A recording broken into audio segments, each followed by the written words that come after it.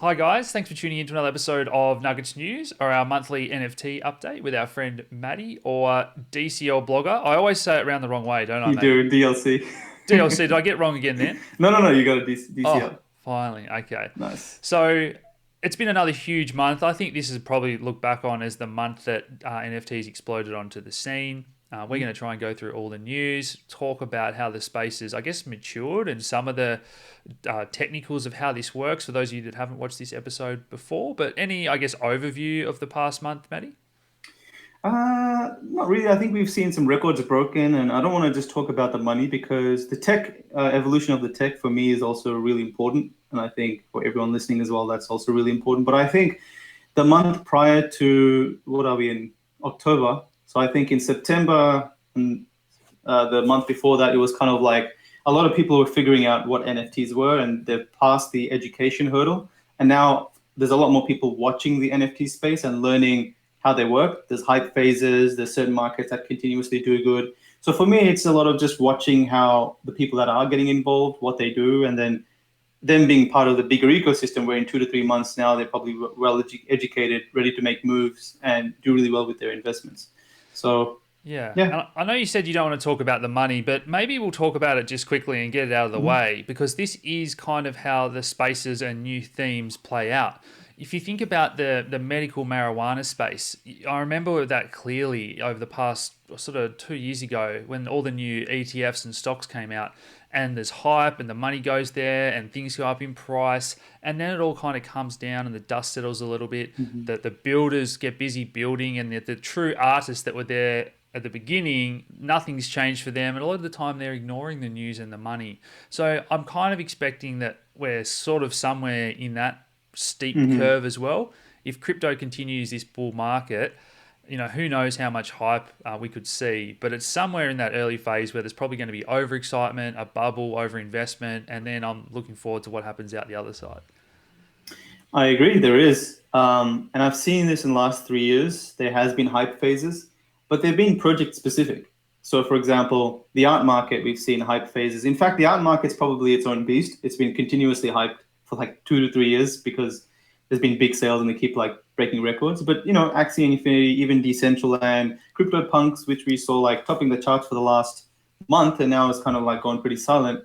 So these specific projects have their hype phases, and I've been able to, and whoever's watching and watching the NFT space for a while will be able to pick this up, that certain projects have their hype phases, but those projects that are being growing because the user base is actually growing. And this is the difference between some NFT projects, which are especially games, as obviously more people playing the games, there's more attention on like really rare items, and the value of them should steadily increase as the user base steadily grows. So like that, some of these projects, for example, Axie Infinity, last month, I think they hit like $1 million or something in sales volume, and this month they're at $3 million last 30 days. Yeah. And I mean, 2 to 3 months of, I can't really call it a hype phase, but it's been a very strong growth period for the last 3 months, and obviously they'll calm down a bit, but along with that money coming in, there's thousands of people coming in to play the game. So that dynamic is interesting to me. Yeah, that's funny you say that because there's different ways to value all these different crypto assets, digital assets, and I'm sure the fundamental analysis that I know you and I want to get into that a little bit more as well, and it's probably already a passion of yours, but things like the number of active players, that's very different to what you'd analyze another network. And so, yes, there's going to be money to be made, but there's also going to be, I guess, hidden gems or ways to do your research and not follow the hype as well. And I kind of was surprised that you said it's been pretty constant over the past 2 years. Any reason why that didn't, I guess, grow out to the wider crypto space during that period? Was it just, I guess, that excitement must have just been in the niche community? So, yeah, any Mhm. reason why it didn't break out and why is now that time? I think specifically if you're talking the art market, and that's the only one that I've seen with the value continuing to grow and records continually be broken for the last 2 years. And one of the reasons why it's accelerated over the last 3 to 4 months is I truly believe it's because of the whole DeFi thing is as well kind of picking up. And now everyone knows how to use MetaMask, and everyone knows their way around gas fees, and everyone has the tools required to engage with Web3 NFT projects. Yeah. So I think that's also kind of intersected there as well. So now when we have some hype, people know what to do. People know how to get involved, or at least more people. Yeah. But yeah.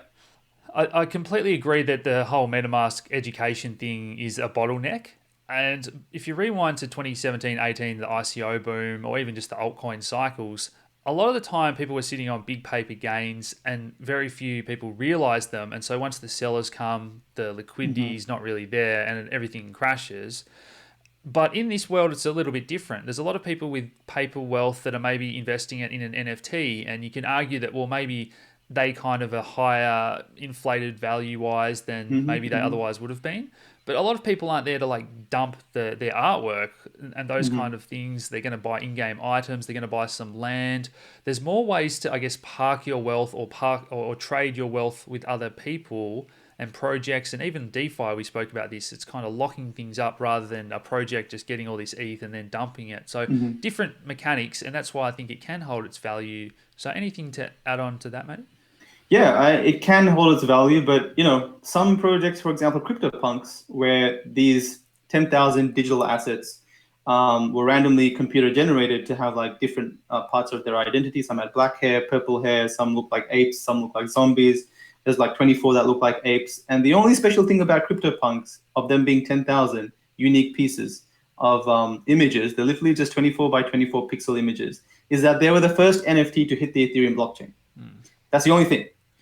Utility-wise, they do nothing, right? But we see hype phases where people just be like, oh, let's just buy all these CryptoPunks, and then they just die out, and the floor goes from like the high of 6-7 Ethereum back down to like 2 to 3 Ethereum, because again, there isn't that many buyers sustaining that sell pressure eventually.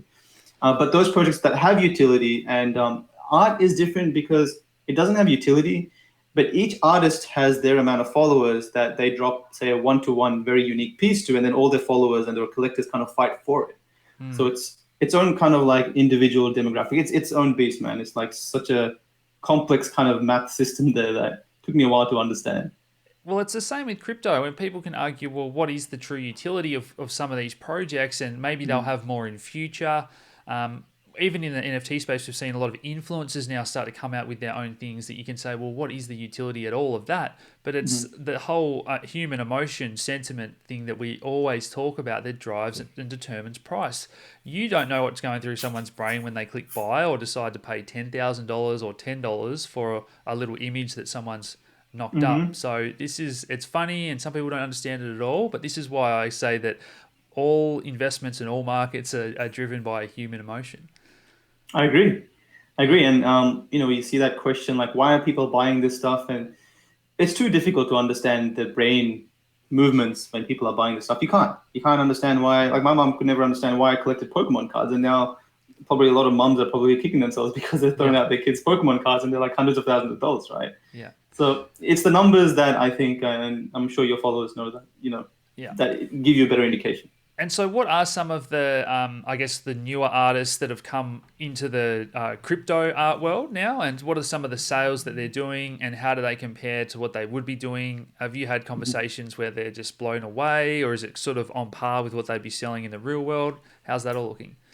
The newer artists are quite hard to find. And I think what's happening now is the NFT art world is taking its own trajectory. It's like restarting the whole art world, but now digital. So now even new artists that maybe have just started doing art a month old, compared to traditional artists that have been 20 years in the industry and now are like monetizing their work, we're seeing them selling for similar prices, because in the digital world, and this is an interesting thing where I'm realizing the things that drive price, the factors that drive price are much different. It is about social media buzz. It is about the fundamentals. I mean, it's crypto. People have crypto money, and they look at social media and they say who has massive followers but are selling relatively cheap because no one really knows about them. Try and grab those pieces early. And the new artists that I'm seeing, and it's really cool, they're not new in the sense of they're new to art, but they're new to the space. For example, RAC, who is a DJ and he does music. Also Justin Blau. So Beeple posts something about Ethereum, who's an artist who does some really cool work with like 1.7 million Instagram followers. Yeah. So like there's some big boys now starting to get involved. And also the probably the most important thing is educating their own followers what NFTs and blockchain is. And the numbers are huge. I mean, I think we recently had a Jose Delbo and a Trevor Jones collaboration sell for $111,000. That's been the record. And those two are, I wouldn't say Jose Delbo is established as Trevor Jones in the digital world, but I mean, he has a 70-year-old career doing Marvel and, Wonder Woman and a lot of DC Marvel work in the comics. So people recognize that, and he's pretty much the first guy to legally do Batman art, or perceivably legally to do Batman art, right? We can't dive into how legal, like what the legalities are and what they did with the copyrights and stuff, but we know that he has some sort of copyrights and the ability to do that. And we've seen that because he's the first and he's like kind of very iconic because he's very early to this scene, we've seen that price be that. So yeah, that's the Batman one you probably saw floating around in the news. But on the legalities, so I want to sort of clear that up for people at home, because someone asked me, they said I'm gonna buy Pokemon cards and then I'm gonna sell them all as NFTs. But my understanding is that you have ownership over that card, but if you're trying to do something like that, that's more going into the rights, where you don't have the rights to resell that image and that Pokemon. That's not what you own legally. So you could sell that card to someone else, but once you start taking photos of that and selling digital copies of it or whatever else, you don't have ownership and permission to do that. Is that sort of right, that understanding? Or it's pretty much, you can't monetize off someone else's art, especially, something as big as Marvel. But I do know, like, Jose Delbo's grandson is a copyright lawyer, and he's been talking to the lawyers at Maker's Place, and I'm sure they wouldn't have made a move unless they thought that they could hold up in a court of law and justify what they. Like, that's a little bit different, isn't it? When you do like a drawing or a sort of image that you've made a little bit, it's a little bit more customized versus people that are saying, hey, I'm going to screenshot directly of course, Pokemons or whatever as well. So, but he's used the Batman logo and the Superman logo. So there's been some sort of, I'm sure there's some legal stuff involved there to make sure. It reminds me of when you go to the markets and they've got the different, the logos are not there or they're slightly different. It's kind of those things that you would have seen in the real world as well out there, guys. So any other news from our friend Fuocious? I did see that there's a lot of scammers out there now. So copycats, just like you post on Nuggets News, then there's the copycat profiles on Twitter and Facebook and all that. We're starting to see that on OpenSea and Rary and those markets. So I reached out to the guys and said you should put something. It would be very easy to put something in there that certifies ownership or some sort of link or attachment to the real artist. So when someone says, hey, this is a Fuocious piece, you can say, well, hold on, it's not. It doesn't have that tick, because blockchain, we can see the whole history of it, if that was created by that person or not. What have you seen in regards to that? I've seen the same. People ripping other people's art. Different, especially when CryptoPunks were doing their thing. People were selling a ton of fake CryptoPunks, and I think again, like, the platforms are maturing, and now Rarible has that check mark, and a lot of buyers are now realizing that it's probably not the best to buy anything unless it has that check mark. And to get that check mark on your name, you have to send them a message on the Discord and put your Twitter handle and your history and your link to your Twitter, etc. So it's kind of sorting itself out, and I know Ferocious is probably pretty upset about that. But for me, it's one of those things where if people were going to drop, say, $5,000 on a piece of art, or even a couple $100 on, say, Ferocious art, I'm sure they'd do their due diligence. That, you might get that one sucker that will fall for it, but I don't think it was anything to be that concerned over. In the early days of Bitcoin, you could get the actual physical Bitcoins, and on the back of them they had the QR code where you could import the Bitcoin wallet. You've seen these floating about, yeah? And they're really old ones. People were selling fake ones of those, and even in 2017, people were selling physical coins. I think I've got one laying around here somewhere, but people were just selling the physical coins and calling them Bitcoins, and people that just had no, I guess, tech wit about them were going, hey, I bought this Bitcoin for $20,000. So this is what happened in the early days of Bitcoin, and it's happening in the early days of art. So I'm sure it'll fix itself up, but like always, the onus is on you to do a little bit of research, guys. Education comes first.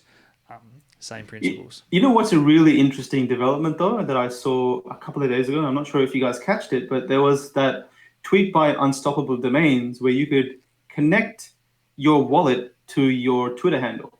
Yes. Did you Yeah. see that? Yeah. So now I'm thinking, wait a second, is that the key that we needed to be able to verify and connect, say, a verified social media profile to blockchain? Because now, why can't like platforms like Wearable just plug that in, where you can just see if there's a social media link that is verifiable by blockchain, where if it's connected to the Twitter handle, then it must be connected to the right wallet, which is Foish's wallet. So Yeah. I think that's a key there that should be explored a bit deeper. Yeah, Twitter's a funny one. Well, there's lots of other, I guess, projects that are working on digital identity and blockchain. So when you log into a new website and it has, do you want to log in with Facebook or your Google account? Hopefully in future there's going to be some sort of universal Ethereum-based or other chain-based ID system. Because at the moment, as you say, you rely on Twitter, and they've asked me several times to give them my documents and they'll give me the blue tick. But then I give them my documents and for some reason they just never sort of follow through. So if that became the official sort of way to do things, then Twitter accounts would start being targeted and hacked. So there's always a kind of problem, Oh, yeah, but true. it's multifaceted, and we are going to work around that. But it's that age-old question of, well, what is someone's identity? How do you ever truly verify someone? Probably, Especially on blockchain. yeah. Even though it can be tracked back, do people even want to give their detail to verify themselves? And that's probably the biggest issue, right? Yeah, and The that's KYC thing. Yeah. we do have the technologies where we can sort of verify people at the same time as maintaining their privacy. So there's ways to do all this stuff, and it's the same as custodying your Bitcoin. The best ways to do that these days are things like multi-sig technology. So you can't ever just lose your private key. It's kind of always relying on 2 or 3 people. Some of the newer ways are like geolocation. So it'll only let you spend your keys if it knows that you're at your house. Lots of other things, the fingerprint scanners, retinal IDs in the phones, you get combinations of all the above. So we're going to sort these problems out. But yeah, scammers come for wherever there's money floating around. Yeah. Anything else on your list, Matty, or the top news of the month you wanted to mention? I think Axie Infinity is a really cool one where we've seen 6 lands sold for 415 Ethereum, which is 165,000 USD, almost hitting the record of 215, which is Decentraland land. But that was for 200 pieces of land joined together. This was only for 6. So I've also been kind of stalking down the whales that have been entering the NFT space. And the person that bought both of the art pieces in both of the record-breaking art pieces, the same guy, Max Stealth, he ended up buying a bunch of land in Decentraland and Somnium Space and the Sandbox, and even some legendary meme cards. And he's seems like he's fallen down the rabbit hole pretty deep. He's just probably pulled out a couple of thousand ETH and gone on a buying spree. So it seems like the new whales that are coming in are just making the old whales look like guppies at this stage. And I think it'll continue that trend. He's doing the old planting of the seeds when just saying, I want exposure to this theme of NFTs and gaming, so I'm just going to spread myself between 5 of the best projects. I've also noticed in Decentraland we've had a lot of events, well attended. I'd say probably record attendance of daily active users or specific events. What's been going on there? I know you attended a couple. I attended one to check on that. There was an Alex Saunders. No, was it a Nuggets News that was running? Yeah, the Nuggets News one. And I thought I've bought Alex Saunders. I don't know if I've bought Nuggets News or not. Anyway, it wasn't me. I was like, what are you doing up there, Alex? You're just doing your own thing. I was waving at you. But I'm pretty sure I've seen a Nuggets News in there before. And I think it was you, maybe Benny or someone else, or maybe it was someone else. Who knows? Yeah. Imposter. So how are those events gone? Can you walk us through some of the specific ones that were very successful in that past month? Yeah, so look, people have turned up in Decentraland when there's money to be earned, right? That's the golden key. The launch event back in February brought 10,000 people overall over that 2-week span. But this one brought about 300 or 400 people concurrently at any given time. And then I think we had 1,000 people a day for a 7-day continuous period, an average of 1,000, which is a pretty big deal with people that don't have MetaMask, right? So we've seen, and what I've realized as well is that as the whole NFT space grows, because we have our social media, because Decentraland is very social media friendly, we can just host events and make complete use of all these new people. And it's happened with everyone new that's come to the NFT space, all the people in the meme project. So we had that meme pineapple build where people came in and they could collect the Pope and talk to each other and get to know DCL a little bit more. And we're doing the staking project with meme in November, where you can stake meme token to get a meme specific wearable in Decentraland. And the good thing about DCL is they're very heavy tech people. So they love this stuff. They love like exploring things like staking and I might just pull you up there, Matty, for people at home to understand. So what we saw, most people are familiar with like yield farming and all the staking and the bonuses you could get there. And we've started to see that in the NFT space with some of like the meme projects that Matty just mentioned, where you could get the coin and then you could go and stake it and lock it up somewhere and you could earn more special bonuses. And I think that's like, we call them liquidity locusts in the DeFi and the DEX space. But you just mentioned then that people are coming to the events where they get free stuff, and you called it a Pope. So a Pope isn't anything to do with the church, guys. A Pope is a proof of attendance protocol. Yeah, is that right? So you get a little token that says, hey, I attended this at a special event. And again, that might become worth something in the future, or it is another way where you can prove your identity. And someone can say, well, look, Matty went to every event in 2017. He's an OG. We're happy to let him go first in the next crowd sale we have in Decentraland. So you can start to sort of favor unique users with certain attributes rather than whales or other ways of special like ownership or privileges. So I love that aspect of that Pope idea.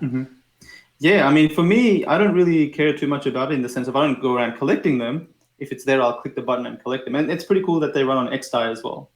But Steve Wand and some other people, they like get every single Pope there is to get. And you probably look at their Pope profile and they've got like there for every single event. So, I mean, it's an interesting thing that these thousands of people are coming from the meme project. And at the start, they didn't even know what the hell a Pope is, but they wanted to collect it anyway. Yeah. So it's like, anything with that NFT word on it and it's a collectible now, it's like playing on that collectability emotion and people just want to go get it. So. No, I do think it's going to be a lot of, at the moment it's all about excitement and hype, but I think there's going to be like business consequences, implementations of that. It's very, very unique technology. Specifically with the Pope. And I know I was in some conversation with some other bigger companies and they were like, all right, so what can we do in Decentraland? How do we track users that come to our conference and how do we track them from here, that they went from here to here and they converted to a sale and, the traditional way of marketing it and sales management. And back then it was kind of like, well, I guess you can't really do that at the moment. But with this Pope, maybe you can. Yeah. Maybe you can figure out their travel flow and how many times they were at your events before they converted. So, is there like a demo account? So the other day, I think you just said before that the other day there was a lot of people that attended these events that didn't know how to use MetaMask. Did I hear you right? Is there like a demo account where you can just have a look into Decentraland without MetaMask? Yeah, you can jump in without MetaMask. Okay, maybe I've never seen that because I've always just had MetaMask installed, so it pops up. I wasn't aware of that, but that is a good idea. And I guess it just doesn't save any of your profile or anything each time, so it's... No. I do know that they're also going to be connecting to Wallet Connect, I believe it is, that opens up the doors to pretty much every wallet to jump in, like the Engine wallet, and then suddenly like Engine becomes a possible partnership, so... I'm just picturing more like non-crypto people at all. Yeah, so they could go to an event. And that kind of leads into the next thing I was talking about. We've had DJs and a lot of music. That sort of industry has started to get interested in NFTs more generally with songs and music rights, royalties, but also concerts because of COVID and that. So what's going on there? There's been a couple already. Is there any partnerships? Is there any big things on the calendar in the music world? I know that they've been contacting some big DJs for the Christmas event, for Halloween, and they've got the budget to do that. So now we're kind of on that cusp of moving to mainstream because there's some people, like you said, some musicians getting involved, and they're really excited to help drive the space. So it's like now a merging of the nerds and then the people that are mainstream, the artists, and now it's kind of taking that route. So it'll be interesting to see when we'll break out into like people that dominate the space that talk about blockchain and NFTs, and those that just get in and play the game without knowing and wanting to know anything about blockchain. Yes, that is going to be awesome. I think that's going to be when it gets really exciting because you're going to see numbers in hopefully the millions into actually using a platform that's on blockchain. And in terms of the graphics, we've had a lot of cool buildings being designed. I know Red Fox Labs, our friends, announced that they're going into Decentraland, and I think they said they want to almost just replicate their exact office from where they actually have it, whereas others have got super creative. The graphics improved this month, or was there just a demo, a trial of some of those 3D graphics that I saw floating around on Twitter? Are you talking about the map, the 3D map? Yes. Yeah, so today, no, I think a couple of days ago, they released a 3D map where you can just do a bird's eye view of what's going on. And the sandbox actually do this really well, where it's not a 3D map, but what they do is you can upload a logo to the land that you own. So for a new person on first glance, you can be like, oh, well, Binance is over there, my buddy's over here, so I'm going to buy a land over here. Yeah. And that's been missing with DCL. They just have this big map with pixels, and people are like, well, what the hell is going on? Where do I set up shop? Exactly. So the 3D map is one of the reasons to do that. There hasn't been any graphics updates per se, but there's been improvements to the flow. Yeah. And they're also introducing quests. So for new users, when you go in there, there's actually a quest flow where you have to like do certain things to qualify yourself as, I guess, a citizen. And then it's like you don't just rock up and be lost. There's a bot or a robot that kind of guides you through a process. Awesome. And you get you unlock wearables and things like that. So yeah, fantastic. Oh, I love it, Matty. I think we've probably covered a fair bit of ground today, unless there's anything else that you want to go over. I think we've covered a lot, and it's a lot about just watching the space evolve. I've seen the meme project as well. Like they've gone from the hype of the coin, which is probably getting most of the attention, to now actually building out a platform that provides value. And some of the projects that were driving the hype, they're now kind of getting into this phase 2, which is survivability and building an actual platform that's being used, as opposed to what speculations probably drove the price initially. Exactly. So that's the right phases. And for me, it's kind of like watching back and seeing who pulls through. Who's there building something good and increasing the user base.